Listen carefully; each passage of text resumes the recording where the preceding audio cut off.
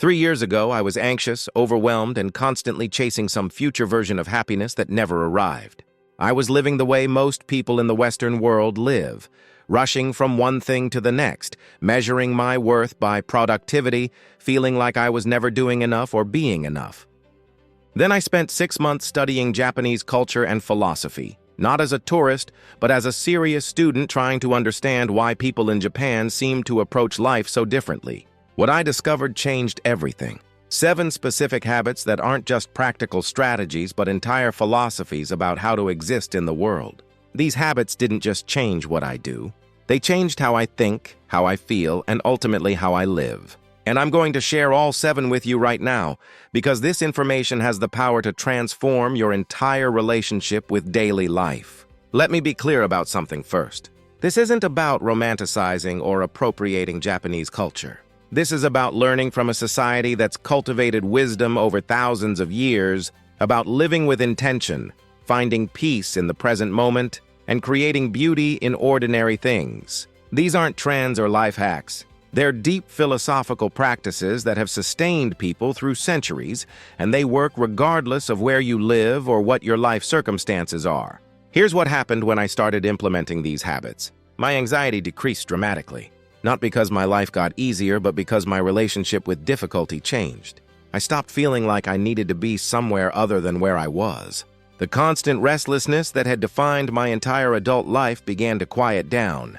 I started noticing beauty in mundane moments. My work improved because I was fully present instead of scattered across past regrets and future worries. My relationships deepened because I was actually there in conversations instead of half present. The quality of my life transformed without my circumstances changing much at all. Research backs up what I experienced. Studies on Japanese approaches to well-being consistently show that these practices reduce stress, increase life satisfaction, and promote what researchers call psychological flexibility, which is your ability to be present with what is rather than constantly fighting reality. Western psychology is actually incorporating many of these concepts now because the evidence for their effectiveness is overwhelming. The 7 habits I'm about to share aren't surface-level tips. They're paradigm shifts. They're different ways of seeing yourself and your place in the world. Some of them might challenge beliefs you've held your entire life about what makes life good or meaningful. That discomfort is actually a sign you're encountering something real, something that could genuinely change you if you let it. Think about how much of your mental energy goes into resisting the present moment, wishing things were different, worrying about the future, replaying the past, judging yourself and others, rushing towards some imaginary destination where you'll finally be happy. These 7 Japanese habits offer a different path, not a path of achieving more or becoming better, but a path of being fully alive right now, exactly as you are, exactly where you are. If you want more wisdom on living with intention and presence, hit that subscribe button right now. Every week, I explore philosophies and practices from around the world that can genuinely transform how you experience life. This isn't just information, it's invitation to a different way of being. Don't miss it. Now let's dive into the 7 Japanese habits that changed everything for me. Habit number 1. Ichigo Ichie. One time, one meeting. This phrase means that every encounter is a once-in-a-lifetime experience that will never happen again in exactly the same way. When you drink tea with someone, this specific moment with this person in this light with these exact conditions will never exist again. This habit is about bringing total presence to every experience because you recognize its unrepeatable nature. Western culture teaches us to take things for granted. We'll see this person again. We'll have another chance. There's always tomorrow. But Ichigo Ichi says no, this moment is it. This conversation happening right now is the only time this exact conversation will ever occur.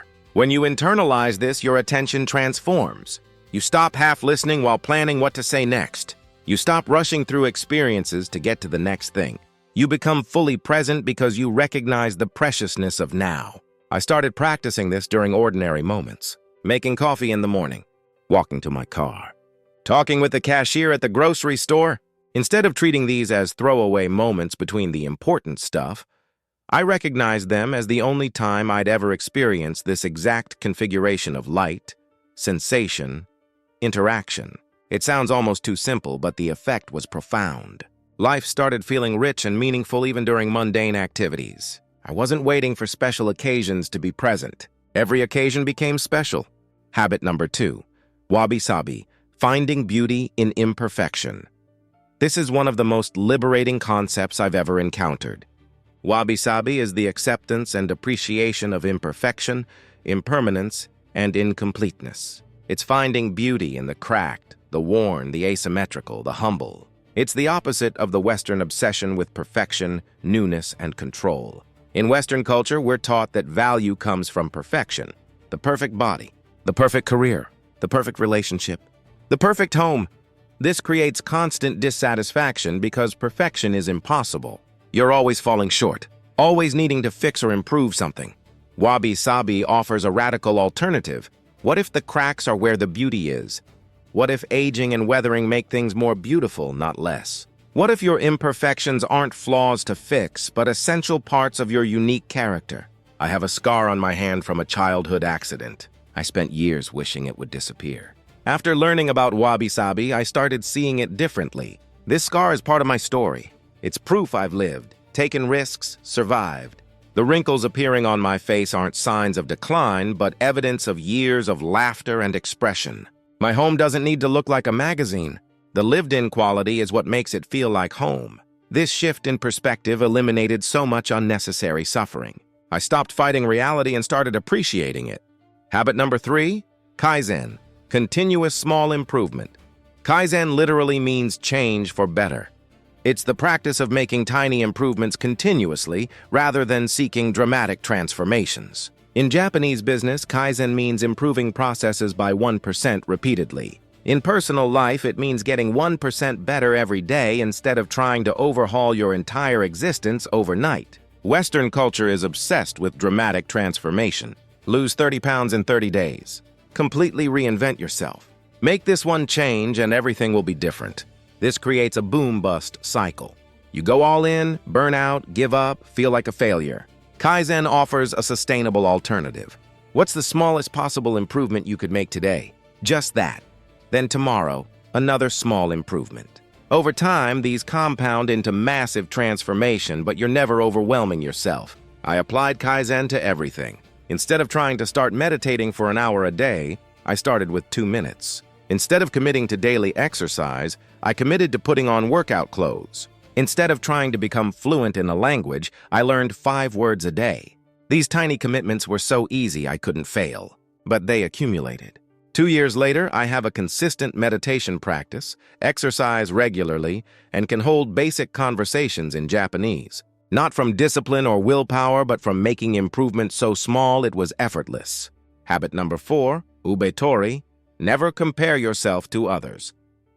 This concept uses the characters for 4 trees, cherry, plum, peach, and apricot, to illustrate that each tree blossoms in its own time and in its own unique way. The cherry doesn't try to bloom like the plum. Each follows its own nature and timeline. Ubetori is the practice of focusing on your own growth without comparing yourself to others. Social media has made comparison more toxic than ever. You're constantly seeing everyone else's highlight reel and comparing it to your behind the scenes. You feel like you're behind, not enough, failing at life because someone else is further along some arbitrary path. Ubetori offers freedom from this torture. You're a different tree. Your timeline is yours alone. Your path is unique. Comparing yourself to someone on a completely different journey makes as much sense as a cherry tree feeling inadequate because it's not a plum. I deleted social media for 3 months and practiced ubetori deliberately. Every time I caught myself comparing, I'd remind myself that I'm my own tree with my own season. The relief was immediate. I stopped feeling behind. I stopped measuring my worth against others' achievements. I started appreciating my own growth without needing external validation. My pace is my pace. My path is my path. That's not just okay, it's the only way it could be. Habit number 5, Shinrin-yoku, forest bathing. This literally means taking in the forest atmosphere. It's the practice of spending time in nature, particularly forests, not for exercise or with any goal, but simply to be present with the natural world. Japanese researchers have proven that time in forests reduces cortisol, lowers blood pressure, and improves immune function. But beyond the physical benefits, Shinrin-yoku is about remembering you're part of nature, not separate from it. Modern life disconnects us from the natural world. We live in boxes, work in boxes, move between boxes and metal boxes. We're surrounded by artificial light, temperature control, and human-made everything. This creates a subtle but profound sense of alienation. Shinrin-yoku reconnects you. You're not visiting nature. You're returning to your natural habitat. I started taking walks in the woods near my house several times a week with no agenda. Not walking for exercise, not listening to podcasts. Just being there, noticing the light through leaves, hearing bird calls, feeling the temperature and wind. Something shifted. I felt calmer, more grounded. The constant mental noise quieted down. Problems that seemed huge in my climate-controlled office felt manageable under the trees. I realized I'd been starving myself of something essential without even knowing it. Habit number 6, gammon, enduring with dignity and patience. Gammon is the practice of enduring difficult circumstances with patience, dignity, and emotional self-control. It's not suppressing emotions, but choosing not to burden others with complaints about things that can't be changed. It's accepting that life includes difficulty and choosing how you'll carry that difficulty. Western culture encourages constant venting and complaining. Something hard happens and the impulse is to talk about it endlessly, seeking validation that life is unfair. This actually keeps you stuck in victim mentality. Gammon offers different wisdom. Yes, this is hard. Yes, life isn't fair. Now what? How will you carry this burden with grace? Complaining doesn't change reality. It just makes you and everyone around you feel worse. I started practicing gammon during daily frustrations. Traffic jam? Instead of raging about it, I accept it and use the time to think or listen to music. Difficult project at work? Instead of complaining to everyone who'll listen, I focus on what I can control and do the work. This doesn't mean becoming emotionless. It means choosing dignity over drama. The result was surprising. I felt more empowered, not less. Taking responsibility for my attitude, even when I couldn't control circumstances, gave me back a sense of agency. Habit number 7. Kintsukuroi, golden repair. This is the art of repairing broken pottery with gold, making the breaks part of the object's beauty rather than something to hide. Philosophically, it's the understanding that being broken and repaired makes you more beautiful, not less. Your scars and wounds and healing are what make you who you are. Western culture treats brokenness as shameful. Hide your scars. Pretend you have it all together. Don't let people see your struggles. This creates exhausting performance of perfection. Kintsukuroi says the opposite. Your breaks are your story. Your healing is your art. The places where you've been shattered and put yourself back together are your most beautiful features. I had a painful divorce that I spent years trying to hide and forget. Learning about Kintsukuroi, I started seeing it differently. That experience broke me, yes. But the person I became through healing is more compassionate, more resilient, more real than I was before. The break wasn't the end of my story. It was the beginning of a deeper one. I stopped hiding that part of my history and started owning it. The vulnerability connected me more deeply to others. People shared their own breaks. We bonded over our golden repairs. Let me recap these 7 life-changing habits. First, ichigo ichie, treating every moment as once in a lifetime to cultivate presence. Second, wabi-sabi, finding beauty in imperfection to eliminate the suffering of perfectionism. Third, kaizen, making continuous small improvements instead of seeking dramatic overnight transformation. Fourth, ubaitori, never comparing yourself to others because you're your own unique tree. Fifth, shinrin-yoku, spending time in nature to reconnect with something essential. Sixth, gammon, enduring difficulty with dignity rather than constant complaining. Seventh, kintsukuroi, seeing your breaks and repairs as sources of beauty and strength. Here's what your life looks like before these habits. You're constantly anxious about the future or regretful about the past, never fully here. You're chasing perfection and feeling like a failure. You're comparing yourself to everyone and always coming up short. You're disconnected from nature and something feels missing. You're complaining about circumstances you can't control. You're hiding your wounds and pretending to be whole.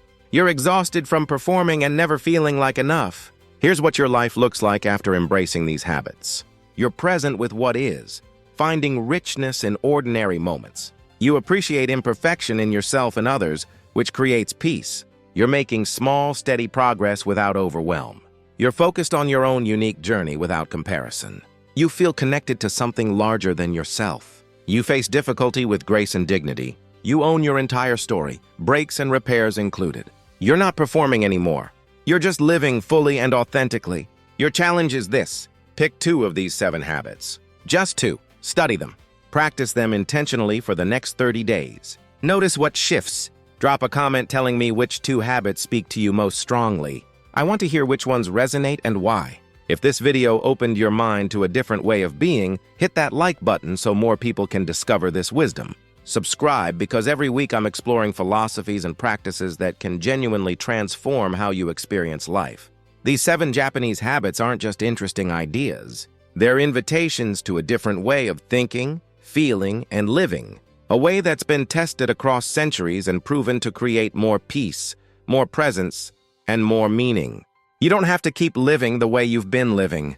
These habits offer another path. Start walking it today. Your transformed life is waiting.